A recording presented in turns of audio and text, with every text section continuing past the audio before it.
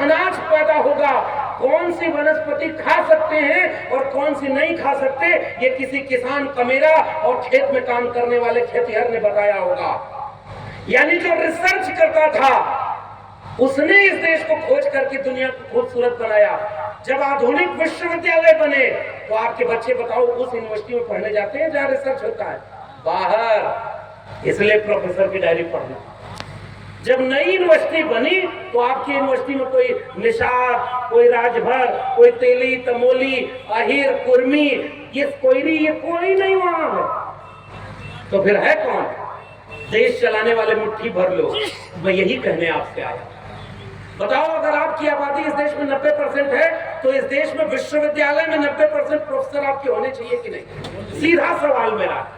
और ये लड़ाई इसीलिए किसी और के खिलाफ नहीं है, क्योंकि सोए हुए समाज को जगाना हमारी जिम्मेदारी है। जो 14 साल प्रोफेसर रहने के बाद नौकरी से निकाल दिया गया क्योंकि सच बोल रहा था। ऐसा नहीं है कि किसी ने निकाला, हमने ऐसी नौकरी कबूल नहीं की जिसमें उन लोगों का गुलाम बनने की शर्त थी कि अगर नौकरी पानी है तो उनकी हाँ में हाँ मिला दो। तब मैं सोचा कि डॉक्टर भीमराव अंबेडकर तो कोई नौकरी नहीं थी, विदेश से पढ़कर आए, 32 डिग्री लेकर आए थे, 32 डिग्री, और सारी ओरिजिनल डिग्री थी, कोई फर्जी डिग्री नहीं। लगता है समझ गए आप लोग मैं किसकी बात कर रहा हूं। मैं किसी फकीर के बारे में कुछ नहीं बोल रहा। हमारा क्या है जी, हम तो फकीर आदमी है, झोला लेके चल रहे। ऐसा फकीरी 1.5 लाख का चश्मा, 10 लाख का सूट, 800 करोड़ का हवाई, 8,000 करोड़ का हवाई जहाज, 8 करोड़ की गाड़ी। ऐसा फकीरी हो तो 2-4 फकीर संत कबीर नगर में हो जाए तो पूरा जिला का कल्याण हो जाए। अरे हमनियों के 2-4 फकीर ऐसा चाहिए कि नहीं चाहिए? अच्छा ये बताओ आप, कथा था सुनने जाला, हम उनके कोनो बात कहना चाहती, विवादित बात, लेकिन एक बात बताओ, पूरी कथा में अगर निकल जाए तुम क्या लेकर आए थे, क्या लेकर जाओगे, सब यहीं पड़ा रह जाएगा। क्या तुम्हारा है? जो दिख रहा है वो तुम्हारा नहीं है, वो जो तुम्हारा चला गया वो भी तुम्हारा नहीं है, खाली हाथ जाओगे।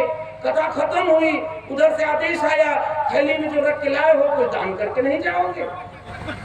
तो कुछ नहीं लेके आए तो कुछ देने की क्या जरूरत है? नोटबंदी हुई तो पुरानी नोट बंद हो गई, एक आदमी बैंक में नहीं जमा कर पाया, तो सोचा पुरनकी चढ़ाए के खुश कर लेंगे, परलोक बना लेंगे, ले जाके धक्का धक 500 1000 को पुरनकी नोट।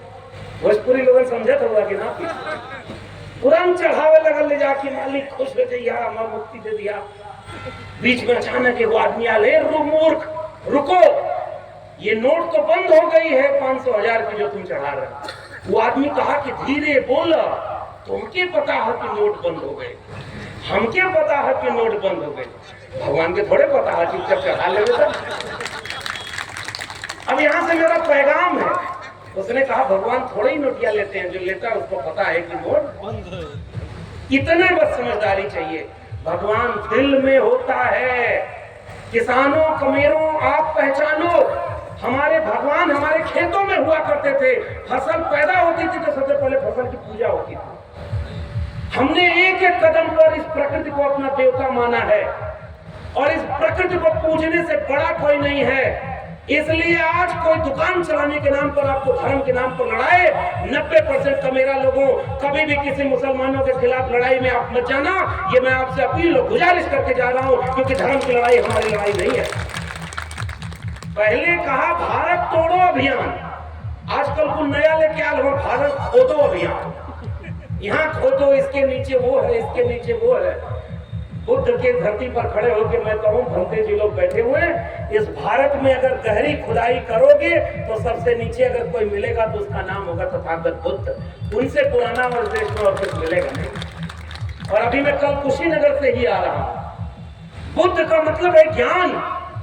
बुद्ध कोई धर्म नहीं चलाते थे, बुद्ध ज्ञान का नाम है, बुद्ध प्रज्ञा का नाम है, बुद्ध करुणा का नाम है, बुद्ध प्रेम का नाम है। बुद्ध नफरत नहीं सिखाते, इसलिए मैं बुद्ध को अपना वैचारिक पुरखा मानता हूं। बुद्ध जाति, पात, धर्म, मजहब इन सब को खत्म करके इंसान को इंसान के बराबर मानते हैं। और आजकल सब इंसान को इंसान से लड़ाने में लगे, कोई जाति के नाम पर, कोई मजहब के नाम पर। यहाँ दंगा, वहां दंगा, यहाँ झंडा, उस झंडा को उतारो, इस झंडा को रंग बिरंगो, इसी झंडे वाले। जब इस भीड़ में आपका बच्चा जाता है तो गोली मारता है और मारा जाता है। बताओ इस दंगे में किसी नेता का बच्चा मरा क्या? अरे बताओ, ये कठिन सवाल है क्या? किसी नेता का, किसी बड़े उद्योगपति का, कोई डॉक्टर, इंजीनियर, वकील, प्रोफेसर, जज, उनका बच्चा धर्म बचाने जाता है क्या? तो गरीब का बच्चा धर्म बचाने सबसे पहले जाता है, क्योंकि उसके घर में कुछ और बचा ही नहीं। वो बचाएगा क्या? शिक्षा बची नहीं, रोजगार उसके घर में है नहीं, जगह जमीन बची है उसको बेच बेच के। आपके यहाँ हवा वाली बीमारी है कि ना? हर शाम होते ही थोड़ा सा शाम हुई नहीं कि माहौल टाइट।